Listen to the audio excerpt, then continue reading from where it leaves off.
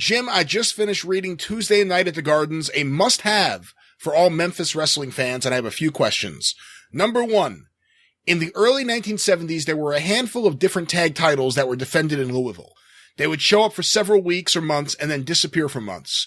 You would get Southern Tag title for a few months, then the World Tag title, then the U.S. Tag title, and then the Southern Tag title would show back up. Sometimes you may get two titles on the same card.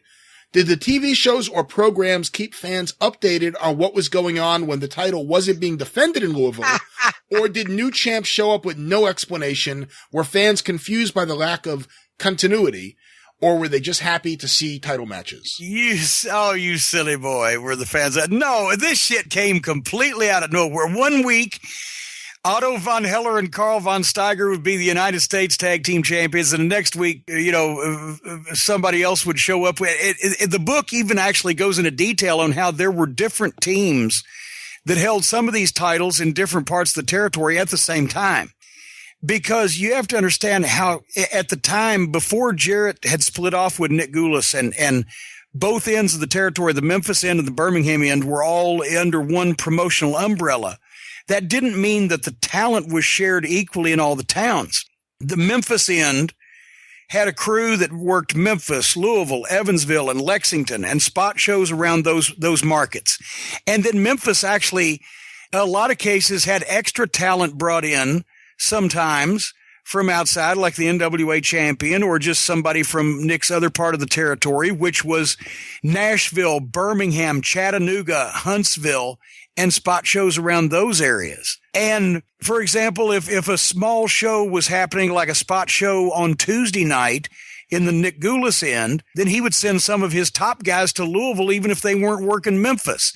And it worked in Louisville because when there were two TV shows on in Louisville every week, one on Channel 32 and one on Channel 41, one of them was the Memphis show, and the other one was one of Nick's Birmingham end shows, like the Chattanooga show with Harry Thornton, or the Birmingham show with Sterling Brewer. And you saw different talent and different angles. But still, there was no rhyme or reason to the belts. Nobody ever was able to keep up with it, as I illustrated in my book when I would talk about matches, cards in the same week in a single territory.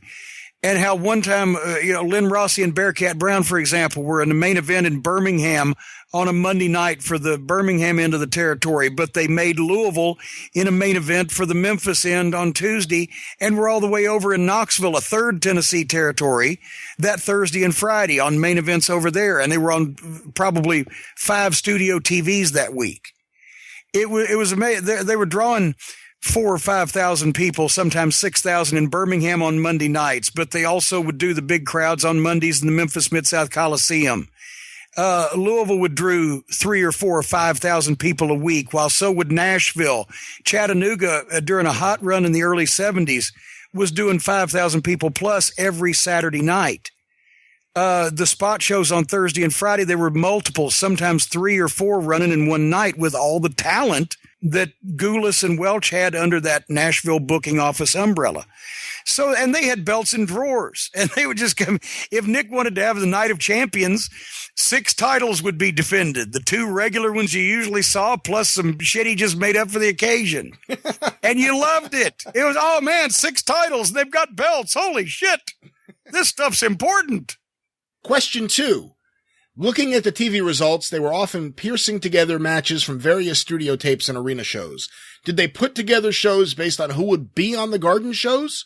Were there any towns that were seeing the same show other than the localized promos? Do you remember any mistakes where they aired something a week or 2 early from another town that contradicted what was going on in Louisville? Every once in a while, something would contradict something, as far as a casual reference would be made to the wrong champions or something like that, but it was something that could be taken as misspoken. Especially the Memphis TV show was always better produced because it was the Memphis show and they paid for it down there, versus Nick's shows just looked, I mean, when the interns used to fucking wrestle and they'd shoot the intern across the ring, he'd bleed white all the way across the screen, because the stations in Chattanooga or in Birmingham or other places that did the shows for Nick just weren't up to the Memphis studio standards. Having said that, those shows, they would piece a lot of the Nick Gulas shows together because if somebody was going to be there that week, they might feature him, or elsewise they might, because Miss Christine would bring the Memphis tape up that she would get from Jerry and actually physically take it to the TV station. Whereas if Nick's would get delivered by bus, sometimes they wouldn't get it. So you'd get a compilation show that they'd aired 6 weeks before with all Steve Kovac matches or whatever. So it was dodgy in those days because they were juggling at least one, if not two TV shows in every one of those markets that I mentioned and a few more in the area, and doing it all, on just days' notice. They'd show up and they did 4 studio shows just on Saturday every week in the territory in different places. So I'm surprised they were as put together as they were. But one time they did do the old deal where the heels were like the interns in Ken Ramey, right? And Jerry Jarrett comes out to confront him and said, well, Jackie and Tojo aren't here today. And Ken Ramey looks at his boys and says, oh, Fargo and Tojo ain't here? Get him, boys. And they start beating up Jerry Jarrett. And then here comes Jackie Fargo and Tojo with the shoes and the chair and everything. And they beat the heels up and run them off. Well, a couple weeks later, we see Jerry Jarrett come out and confront like fucking Jerry Lawler, Jim White, and Sam Bass. Different set of heels. Exact same deal. We just figure the fucking heels aren't smart enough to watch TV. Well, here's part 3 of his question. It looks like the way they booked the territory, it was a logistical nightmare. Numerous studio shows, title lineages, sometimes being different from town to town, some cities being a few weeks behind, etc.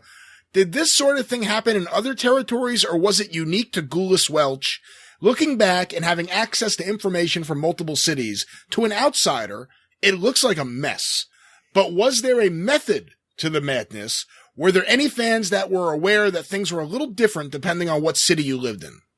Only if you lived way out in the country, which was kind of in the middle of 2 TV signals and you got both of them.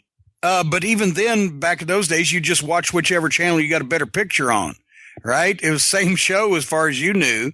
You didn't know unless you watched the local interviews and said, oh, the local interviews are different. But it worked. They did take more liberties than most other territories, first of all. But it's just because of the sheer number of shows weekly in every one of these fucking towns, and it's just, constant 52 weeks a year.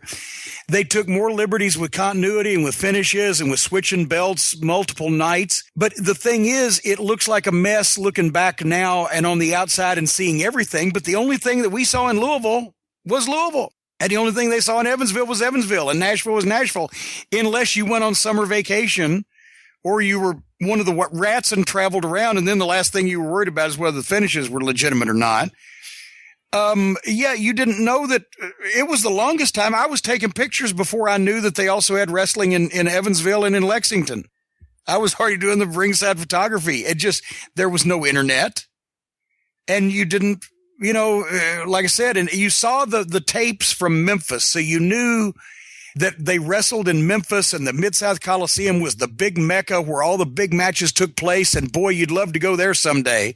And a lot of people did. If they went on vacation or whatever, they went to the matches in Memphis. But then usually Memphis, even though sometimes you might see the same finish that you'd see a week later in Louisville, it still had a little bit different cards and had the big matches, and that's what you went for, and the world title that you weren't getting in the other towns. But yeah, they took a lot of liberties, but nobody knew. Before I get to his last part here, I got a question for you, Jim. Thinking about it, knowing that Gulas was running from Memphis to the other side of the state, from Louisville down to Birmingham, Alabama, multiple shows every single night. How much money was Nick Gulas making? Do you have any idea? I get a peak in the 70s. Oh, Jesus Christ. They were well, when you figure that Memphis would be a $1 million town if it just did $20,000 50 times. And it probably did many more than that. Several $1 million all told. Because of the sheer, even though the tickets were cheap, $2, $3, $4, $5 or whatever, the sheer repetition, especially in the early 70s when Jarrett had really got Memphis going and opened up Louisville and Evansville and Lexington which added to Nashville and Chattanooga, Birmingham, all those towns. They were selling hundreds of thousands of tickets, sometimes a week, and grossing millions of dollars a year. There was obviously a lot of expenses, but still, I always heard a story that Nick Goulas, the last office building in Nashville that he had built, cost him like $800,000, and he paid for it in cash. Wow. It would be, being a wrestling promoter used to be a license to print money. Certainly was. Until it got to be big business. I mean, hey, and I ain't ribbing you also. Eddie Marlin would be making trips back from some of these spot show towns with $10,000, $12,000, $15,000 in cash in his fucking briefcase every night, middle of the night. I wouldn't have suggested trying to take it away from him. Well, here's the last part of Jason's question. In the book, you added TV results starting when you were keeping track of them. Do you know if Jarrett or other promoters kept any sort of records? Is there a file cabinet in someone's basement that has a treasure trove of wrestling history? There was in the St. Louis office. Larry Matuszek told me that they kept like the index cards, the file boxes for those. They kept them on every individual wrestler that had ever wrestled in St. Louis and what his record was, won versus so-and-so, lost versus so-and-so. And then they cross-referenced it with just the cards in order, with every card that had because Sam Mushnick was a sports writer and a journalist at heart and had done that. And they did that, and Paul Bosch did something similar, and probably more common was that if you had the same booker for quite a period of time, he would have all his books that loosely had that information, but you'd have to go in and fucking figure it out. And a lot of promoters did not give the first two shits about what happened. As a matter of fact, Les Thatcher told on the program here one time, a long time ago, when he took over producing the Knoxville TV show in 1974, when it became Southeastern Championship Wrestling from the Fullers instead of John Kazana and the local wrestling promotion they'd had before, they'd never had a written format for the studio show because the bookers and Ron Wright and them, they didn't want to smarten the TV crew up, so they'd just send guys out to have a match or to do an interview. You either had to shoot the ring or the desk, figure it out.